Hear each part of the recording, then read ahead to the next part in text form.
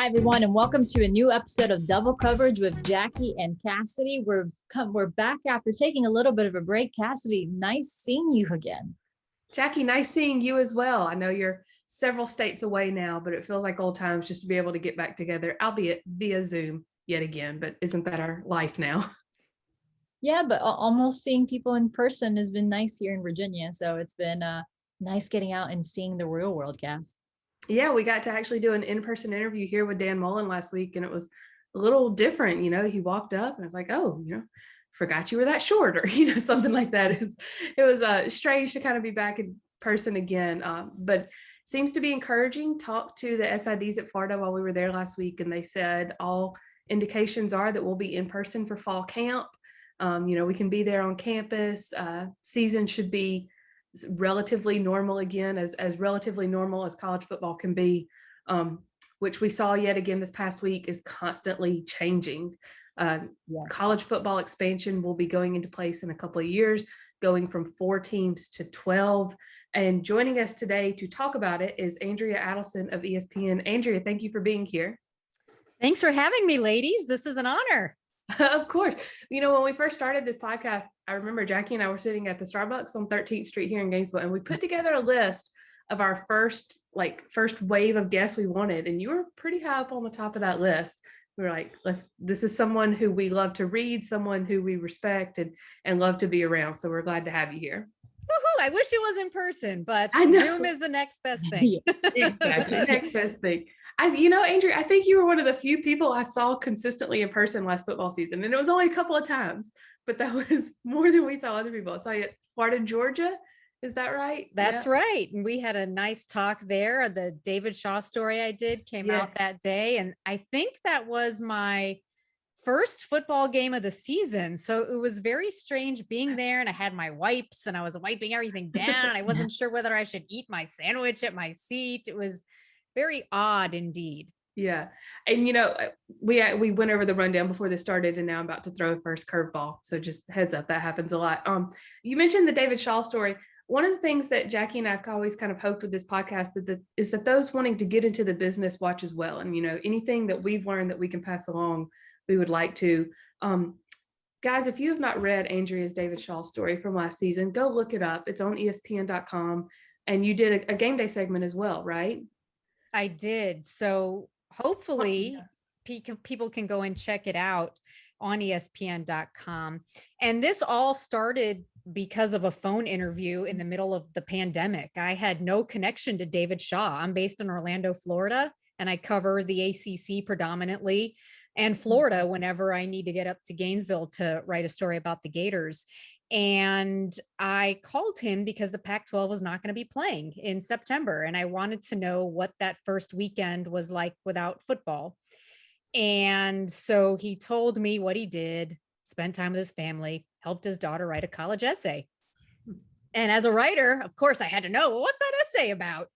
And he said it was about watching her uncle deal with cancer and how she now wanted to become a doctor. So I started asking a couple more questions, and eventually he told me that he was the bone marrow donor that saved his brother's life. Mm-hmm. And at this point, because I have no connection to Stanford or David Shaw, I have no idea whether the story's been written or not. It's news to me. I've never heard it before, but I'm thinking maybe it's news to me because I'm East Coast bias over here. So after we got off the phone, I just immediately went to Google, David Shaw, cancer, brother, bone marrow, all sorts of searches, and I couldn't find anything. And it turns out he'd never shared the story before. And I reconnected with him and asked whether they'd be willing to share it. And he said yes, and his brother said yes. And we connected over Zoom for the next time to do the game day piece, by the way. We had camera people who were there, but me and the producer were on Zoom doing these interviews. Now you can imagine the difficulty in doing this when you're talking about a life or death situation, the way that we were with the Shaws. It was so hard because all I wanted to do was reach across the screen and give them a hug as they were getting emotional and crying. But it turned out to be one of the most incredible experiences I've had as a reporter, not because it ended up as a game day piece, but because it showed me the power of connection in the middle of a pandemic. Mhm. Yeah. And one of the best examples, not only of storytelling, but like you said, of just being willing to ask that extra question and find out something, I say this all the time, when someone trusts you enough to share their story, that's one of the greatest honors you can have, especially as a reporter. And sometimes it just takes being willing to ask. And so go look up Andrea's David Shaw story and sit down with a box of tissues and take about 15 minutes to read it. And you're going to be glad you did. Thank you. And then it's kind of hard to transition going from that emotional story. I guess it can get emotional. I guess people get pretty emotional about the college football playoffs, Andrea, especially about the idea of expanding it to 12 teams. Now, so if you've been living under the rock and do not know what this new potential expansion is, it's 6 highest ranked conference champions plus 6 at-large teams. So the 4 highest ranked conference champions would earn first round buys. The next 4 highest ranked teams would host the teams ranked number 9 to 12 in the first round playoff games. I love this, Andrea. I really do. I think teams like UCF would benefit from this. I think teams that would be off the playoffs would get a chance, and we might see new players in town, not the same old teams. I know Kassidy has heard me saying that they needed to expand playoffs for years before this. Do you feel the same way, that this would help college football rather than hurt it? You know what's so strange to me about this? I have been banging the drum for playoff expansion since the actual playoff began with 4 teams. I didn't think that was going to be enough. But now that we have it, I have mixed feelings about it, to be honest, because on the one hand, I've wanted to see more teams get the opportunity, just the way it is in every other sport and on the FCS level. But on the other hand, I don't necessarily think that it changes who ultimately is going to have an opportunity to be in the championship game. It's only going to prolong the inevitable. So if you're looking at it from the jaded, cynical perspective of mine, because I've been doing this for too long, and that's what happens sometimes when you do something for a long time. Okay, we're going to get a lot of new teams, which is great. It's going to be great for UCF.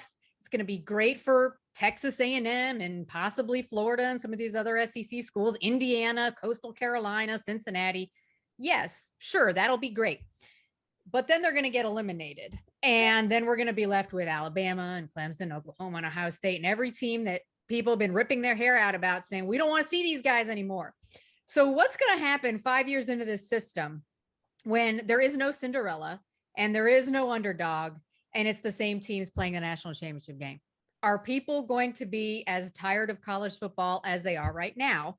Or on the optimistic side, will there be an opportunity to get some fresh blood into that Final Four? I personally do not think a school like UCF or Cincinnati is going to make it that far, because they're going to be playing too many games. They don't have the top line talent or the depth that some of the power conferences do. Maybe eventually they'll get there as more money starts to trickle into the schools that don't have the same types of revenues that the SEC schools have. But at least from the outset, I truly believe that we're going to have fun watching some of those early round games. And then we're going to get to Clemson, Alabama again, or Ohio State, Alabama, and say, wait, I thought we were supposed to fix this. I understand where you're coming from, and I agree. I think it's going to be hard for those. It's not going to be like March Madness. I think people try to compare it to basketball all the time, and it's not going to be like that. You can't compare a March Madness Cinderella story. It doesn't work in football. But I think I don't think Coastal Carolina could knock off Alabama. No, I'm offended at the lack of faith here in Coastal Carolina. But I just think, like, for example, a Florida team, like a Florida team from last year or from 2 years ago, or, Oklahoma, those teams that didn't make the playoffs are just outside. I think those guys are the ones who I'm thinking can, upset a few teams. Those ones that barely missed the playoffs. I think that's where you can knock off Alabama and Clemson and Ohio State. It's those guys closer, because at the end of the day, it's about matchups. I remember the ACC championship game between Georgia Tech and Florida State a few years ago. No one thought Georgia Tech was going to have any sort of say in it. And then it gave a game because no one, triple option. Florida State doesn't face that often. Sometimes it is about matchups. So I kind of feel like it would open it up. I don't think it's going to open up to Coastal Carolina or UCF. It'll be nice seeing them there. It'll be great for the school. It'll be great exposure, great money for the programs. But I agree with you in that way. But I do feel like it'll help teams like Florida and Oklahoma, those teams that are on the edge of the playoffs on some occasion. Which is what I was going to say. That's why I was more in favor of a 6 to 8 team playoff, to be honest. I don't like the potential of playing 17 games for college football players. I think that's outlandish, especially because at one time 13 was considered too many, but now we're okay with the possibility of 17. And that could be a power school that does it. When it's not just UCF that might have the potential to do that. That could be a power school that might have to play 17 games. And I think every year that we've seen the playoff, there've really only been a couple of teams that have been left out that you could make a legitimate argument could get in the playoff. I mean, it's hard for me to sit here and make a legitimate argument for why the number 12 team should be considered for the top 4. But 5 and 6, okay, maybe we could. Yeah. So I understand why it's 12 because that's what the SEC wanted. But for me, I would have been more comfortable with 6 to 8 teams in an expanded playoff because quite honestly, I feel like usually that's the amount of teams that have an opportunity at the highest level. And I'll tell you one other thing, and this is from a group of 5 athletic director. This is from a group of 5 athletic director who told me that they didn't think Cincinnati deserved to have one of those top spots last year because they didn't have the same type of talent and depth to compete, not just in one game, but 2 games to be able to win a championship. And that's from a group of 5 AD who you're thinking, oh yeah, the group of 5 must be all confident. No, I mean, there's some reality there in terms of which teams actually can play for a championship. And yeah, Florida, Oklahoma, that's fine. But for me, when I think about the playoff, I want there to be more teams that have an opportunity to win a championship. But Florida and Oklahoma, to me, aren't more teams. They're kind of the same teams who've already had the opportunity to win a championship.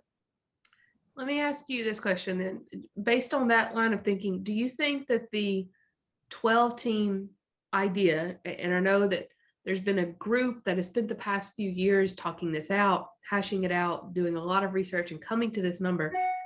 At the end of the day, do you think the 12-team idea is just another experiment and that in 3 or 4 years, we're having this same argument about going back to 6, going up to 16, going back to a BCS format, or, is this just another cog in the wheel as this kind of keeps turning?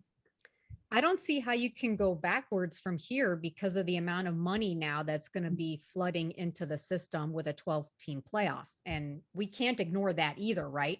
This is going to be a huge financial boon for all conferences because there are going to be conferences that have multiple schools that get in. Cough, cough, the SEC is going to probably end up with more money than they already have, which is going to further put them ahead of everybody else. There'll be more money trickling into the group of 5 schools. And I think that's great for them. Hopefully this will be good for the Pac-12 in order to get them to be a little bit more competitive. And maybe this can help them increase their football budget so that will help them in recruiting, which will then help them field teams that can compete for a championship. So if we start connecting some of the dots, I think the potential is there in the future to maybe get there. The issue is that the SEC is going to continue to get the lion's share of the funding and revenues and resources. And I think that's going to ultimately continue to hurt which types of schools and teams and conferences can compete for championships. But going back to your original question, how can you go backwards? I mean, they had an 11-game regular season at one time, which is hard for many of us to even remember. Then they went to 12. Then they added the conference championship game. Now we're going into the BCS. Now we got a 14 playoff. Now we're going to go to 12. So all of these steps along the way have only increased the value to my company, ESPN, and other shareholders and stakeholders in the whole process that makes college football such a big, ginormous, huge, big business. I think hopefully this will help bring more than just the South into the fold. A lot of coaches that I've talked to have been very concerned about the regionalization of college football and how it feels like half the country is locked out of the playoff. And so I talked to one coach who wanted a 32 team playoff because he wanted as many teams as possible involved in order to help the entire sport grow, because they felt the sport had stagnated right now because it is the same old. And most of it is either Oklahoma and the SEC and Clemson, so in Ohio State. So, you've got these small pockets. Hopefully the 12 can now mean, all right, Pac-12, group of 5, let's get more folks invested in not just the product, but trying to build teams that can win championships. And kind of going from that, you're talking about the regionalization of college football. A lot of it stems from recruiting. A lot of coaches stay in the South to get talent in the South. So it's kind of like this never ending circle. You have teams in the South who are recruiting kids from the South, and these kids stay in the South and they choose the same teams over and over and over again. They usually sit in the SEC. They sometimes go to Ohio State, but it's, it is hard to take these kids out of the South. So at the end of the day, Andrea, it feels like if you want to be a contender in the college football playoff, you have to have your whole recruiting staff just cement themselves in the South. So maybe this will help a little bit for the talent. And, there are some talent in the North, but it seems like coaches, they realize I'm going to stay in the state of Florida because that's where all the recruits are. I'm going to stay in Georgia.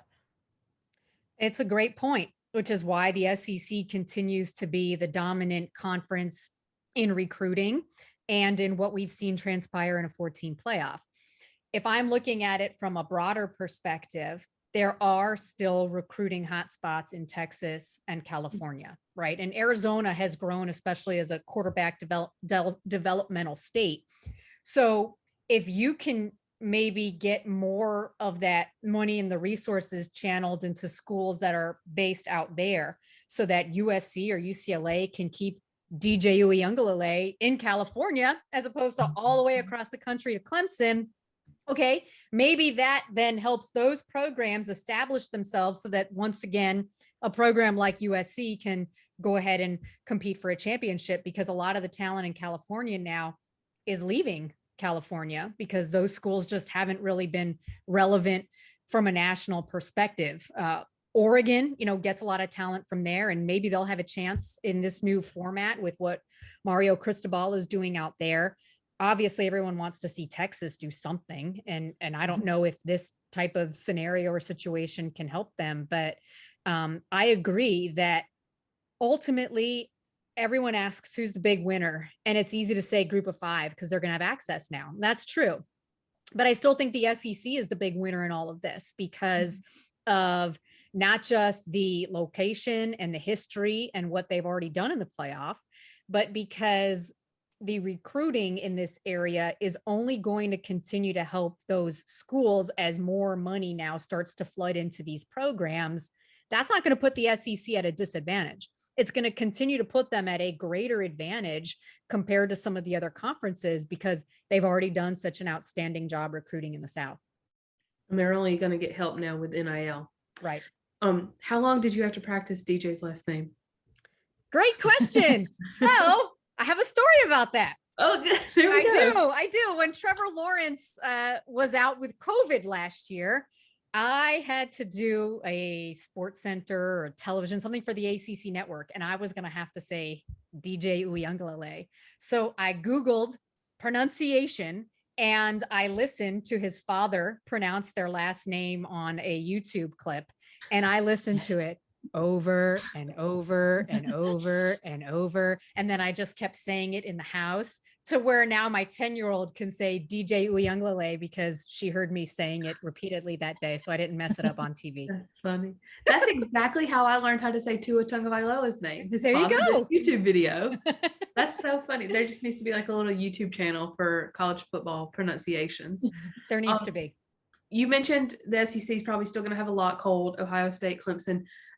So kind of building off that, and you can go top 4 or you can go all the way through 1 through 12.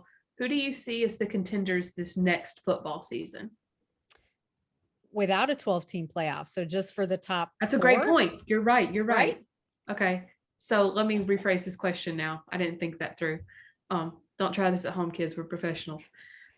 Who would be the contenders if next year was a 12-team playoff?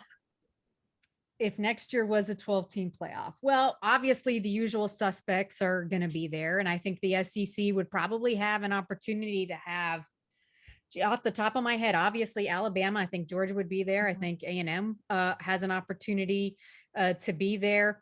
I don't know about Florida. That's a team that I'm going to be very interested in watching this season because there's so many question marks across the board. The thing is, and this is a question I have moving forward for athletic directors, if you're a program like Florida, which has finally done an unbelievable job at recruiting non-conference meaningful games as opposed to the trash that we've seen over the last 20 cupcakes, years. Andrea. I'm sorry. Cupcakes. Sorry. That's a much nicer word. Cupcakes. What is the value now in scheduling these difficult non-conference games if you're Florida and at 10-2, you can probably finish in the top 12? Same goes for any SEC school. I'm not just going to single out Florida here, but the SEC has done a really nice job in having that requirement that you have to play at least one Power 5, non-conference game. Well, they already had that with Florida State. So do they need to continue this route where they've gone scheduling some of these neutral site or home and home series against more difficult opponents in a 12-team playoff era? I don't know the answer to that. And I really want to ask Scott Strickland about it the next time that I talk to him. And it's a question for a lot of athletic directors. Clemson has gone out of their way to try and schedule at least 2 non-conference games against Power 5 opponents. Now, they probably have to because their schedule in the ACC is not as difficult as what Florida's is. But going back to your original question, I think Indiana, might have a chance to make a run. Everyone's talking about Cincinnati again with a lot of the terrific players that they return. Oklahoma was our Mark Schlabach's number 1 team in the way too early preseason rankings that we had up in May. So that's a team to keep an eye on. I'm going to keep an eye on Oregon. So every team that I've talked about, except for Indiana, that's kind of the usual same old suspects, right? It may be Cincinnati, but we've been talking about them now for the last couple of years. So Florida to me is a big one that I'm going to be keeping an eye on. So is Michigan, and so is Texas, for 3 very different reasons, right? What does Dan Mullen do now with a revamped offense? Is Jim Harbaugh going to be somebody who can figure out a way to close that gap with Ohio State? Is he going to leave after this year? What are they going to do with him? And Sark, what's he going to do in year 1 at Texas? That's a school that everybody's always got their eye on. Okay, I'm about to throw another wild card at you because I know, especially with your background in the ACC, does the quarterback situation change North Carolina's chances? So North Carolina is an interesting team because a lot of us expected them to turn a corner last year, and they did in a lot of respects, but then they also lost some games that they probably shouldn't have lost, starting with on the road against a rebuilding Florida State team. And I'm probably being nice in the way that I characterized Florida State a year ago. So for me, North Carolina has to prove that they're a contender by winning games like that. When you're the favorite on the road, you have to win those games. You can't just sit there and say, we believe too much of the hype and we lost, which is kind of the excuses they were making a year ago. Sam Howell, I think, is a terrific quarterback. He's going to have an all-new receiver group and an all-new group at running back behind him. So this is not the same North Carolina team that we saw a year ago, win and also challenge A&M in that Orange Bowl. They're going to have to find some new go-to guys to help that offense run. And they have got a more difficult schedule than Clemson, for example. So I know that I think they're in our preseason top 10 That's probably roughly where I would have them. But I think that North Carolina has a lot to prove this year beyond just the quarterback situation, because this is a team that has to learn how to win and has to learn how to be a team that has those expectations placed on them and not fall flat on their face with those expectations. Now, we have to end with this because of your experience not only with the ACC, but with Florida. So obviously we know the heated rivalry in the state of Florida with the big three, with Florida, Miami, and Florida State. Now, obviously, people on this podcast listening, and a lot of Gator fans are going to realize you didn't mention Florida State or Miami in those playoff contenders. How would you rank these three big three right now, knowing that name, image, and likeness in the state of Florida, DeSantis signed the bill, so it's kind of move forward, because that's going to affect all these three teams. How do you feel like these three teams are moving forward, and do you feel like all of them are moving in the right direction? I actually do feel all of them are moving in the right direction, including Florida State, to be honest. And that's the team that I've spent the most time around over the last year, because they have had so many issues, right? When things are going well, it's kind of easy to be like, oh, I'll hit them up at some other game. But when things aren't going great, that's where all the juicy stuff is. And so that's why I've spent a lot of time in Tallahassee and Florida State. Obviously, I would put it Florida 1, Miami 2, Florida State 3 right now. And I will be interested to see where the NIL dynamic lands those three schools, because they all can offer their athletes the same thing from an NIL perspective, right? Starting July 1st, athletes at those three schools are going to be able to cash in. And so that's something that maybe levels it a little bit. But what might be the difference is, okay, where am I going to be able to leverage my name the best? What city, which campus is going to provide me the opportunity to make as much money as possible off of my name, image, and likeness? I don't know the answer to that. Is it a big city like Miami where you can have many more avenues and opportunities for sponsorships and for autograph signings? Or is it a small town, campus town like Gainesville, where football is the be all end all and everybody wants you to come out and sign an autograph and be a sponsor and take a photo in front of my pizza shop?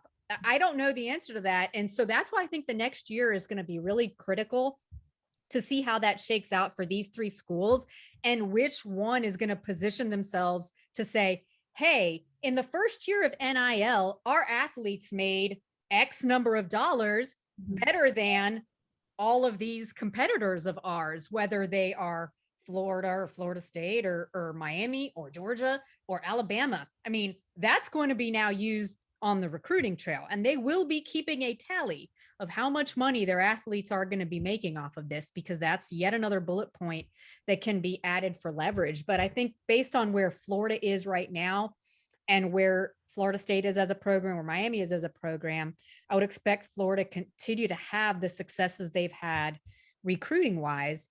For Miami, what happens with De'Aaron King and his knee injury, they open against Alabama. That's going to be a difficult game. And the teams that have opened and lost to Alabama very badly, which generally happens in those neutral site games, their seasons tend to unravel on them. We saw it happen to Florida State, saw it happen to Duke, USC, Louisville. Is that going to happen to Miami if they can't put a game like that behind them? So that's why I don't necessarily have Miami in there as a top 12 team, because that Alabama game has been so difficult for so many other teams to overcome in their opener. I think they'll be good. I don't think they're a 10-win team this year. And I think if Florida State makes a bowl game this year, then Mike Norvell should be in the running for ACC Coach of the Year honors. That's a good point. Actually, you brought up the Alabama game against Miami, and I'm not talking to Kassidy about this. Alabama and Florida this next year, I think, could really cement Dan Mullen's tenure at Florida. It's kind of like a pendulum. For better or for worse. He loses by a lot. You're questioning his method at Florida, don't you think, Andrea? Or if like he wins, you're like, or if it's close, you're like, he's on the right track because, we're always talking about Alabama has a revolving door of recruits. If Dan Mullen can prove that his depth that he's created can compete against Alabama's depth, so it's either close or, they win, that shows us in the right direction. Is this game really the game that could really kind of push Dan Mullen forward, or can it unravel things? Well, Dan Mullen's reputation before he got to Florida was these really good seasons at Mississippi State, but then they couldn't win, right? They couldn't win the big games against the top 10 opponents. And so therefore that never allowed them to get over the hump. It was Alabama that beat them when they were number 1. Absolutely. I was just going to bring that up when they were ranked in the college football playoff, and everyone's like, oh, Ole Miss and Mississippi State, heads exploding. And then, reality sets in. And I think Florida fans are kind of waiting on, okay, we've got a nice program now, right? Well, we're back to 10-win seasons, but that's not good enough in Florida, right? 10-win seasons isn't good enough. The playoff has now meant 10-win seasons are virtually irrelevant unless you're giving yourself an opportunity to be in that playoff conversation at the end of the year. I will say this. I thought they played Alabama a lot closer in the SEC championship game than I was expecting. And I think more than a lot of people were expecting. So I give Dan a lot of credit for that. I discount what happened in the Cotton Bowl because of all the players that did not play in that game. As for whether this is one of those cementer type games for Dan Mullen, it's a good question because Florida is going to be going into this game with a completely rebuilt offense. So, okay, do you say, well, their offense is rebuilt, so Alabama therefore has the advantage? Or do you say, well, you've already been there for 4 years and there's no such thing as rebuild, it's reload. Your players should now be at the level where they can be competitive at home against Alabama to get yourselves an opportunity to actually win an SEC championship. He just got a new contract, so I don't think this puts him on the hot seat by any stretch, but I do think that Florida fans want to see maybe a little bit more than what we've seen. The Georgia win was great last year. Okay. Can they follow it up with another one, or is that just going to be the one, right? Alabama, that was close. Can they get over the hump now and beat Alabama in the regular season? So I think I'm going to have more of an opinion on that one as we get closer to the season. We can see what these teams look like, because obviously Alabama's going to have a new quarterback as well and new receivers, but we expect Alabama to be number 1 or number 2 with a new quarterback and new receivers. We don't expect that of Florida with a new quarterback and new receivers. Well, why not? And when is it going to get to the point now where we can expect that out of a team, out of a program like Florida? Because that is what should be expected there, because of the history and the tradition and the ability to recruit and Dan Mullen's system, and which has proven to be successful, but maybe not in the biggest games. Yeah, I do think it's interesting to consider, though, that each year Dan seems to put a lot of emphasis on one game, and that one game they've won every year. Last year it was Georgia. Year before that it was Auburn. Year before that it was LSU. There's the argument that shouldn't it be on more than that, but he's always found a way to put an emphasis on, this is our game, this is the standard of what we're going to be this year, and this is the game we'll measure it by, and they've won those games. Can you carry it on throughout a whole season? I think they're well positioned playing them in week 3. New, like you said, new offenses for both. I have no reason to doubt Alabama until somebody gives me a reason to. I have no reason to doubt Dan Mullen's ability to develop a quarterback until he gives me a reason not to. So I think it's a good matchup. I think it's slightly more advantageous for Florida, being that it is early and at home. Early enough that if you lose, you can bounce back from it. But like you said, when you play them game 1, your whole season sort of unravels. At that point, you've at least got a little bit of the rush shaken off. It's going to be an interesting, I think they split Alabama and Georgia. And if I had gun to my head right now, if I had to pick, I'd say they beat Alabama and they lose to Georgia. And how would Gator fans feel about that? They would probably rather lose to Alabama and beat Georgia. Yes, I agree. 100%. Andrea, we're going to let you go. We know you're a busy woman. Last thing before we go, perhaps the most important question of today, and I've thought long and hard about this. I'm interested to see your point of view. If and this is, I'm asking you because I know you have a breadth of knowledge on the subject. If Simon Duke of Hastings was a college football quarterback, which school would he be a quarterback at and why?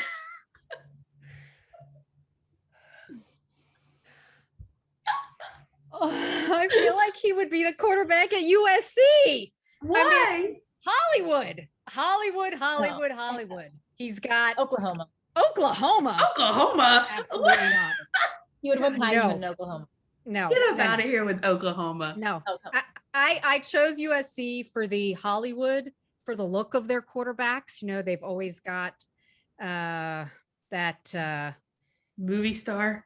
Yes, movie star. Thank you for filling in the blank there. You know, I can't see him being a quarterback in a pure college town. It would have to be a big city like LA or Miami or something like that. Yeah. Well, if you're thinking of Duke of Hastings, he has, you know, a country home. So that's what I was going for, that he would go, you know, he's from the big city and he goes to his country home in Oklahoma. That's where I was going with that. I was going with UCF. UCF! Yeah. You know, a smaller school that he can kind of come in and just use, you know,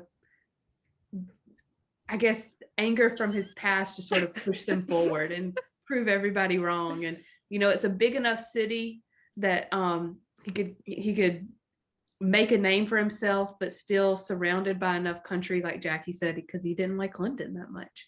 Yeah, put a lot of thought into this. Okay, I feel like it's an unfair question because you put a lot of thought into this. And I got a curveball thrown at me at the last minute and my face turned bright red because I saw it, because I love him and we've had extensive discussions about him and that show, and I dream about rewatching it when I'm by myself in a hotel room. But nights before big games. I do like the UCF. I do like that. It makes way more sense than Oklahoma. No offense, Jacquie. Oh, come on. No. It's a country home. No. Jacquie, you're not going to win this argument. That's a bad answer. Andrea, again, thank you so much. Andrea Adelson of ESPN. Y'all go check out her stuff. You will not regret it. Some of the best storytelling in the country. And thank you again. We will see you, Jacquie. I'll let you say goodbye, and we will see y'all next week for the next episode of Double Coverage. Yeah, don't forget to ring the bell on our YouTube channel so you know when the next episode comes. And obviously, you can listen to our podcast in several different streams, including on Spotify and on Google. See you guys.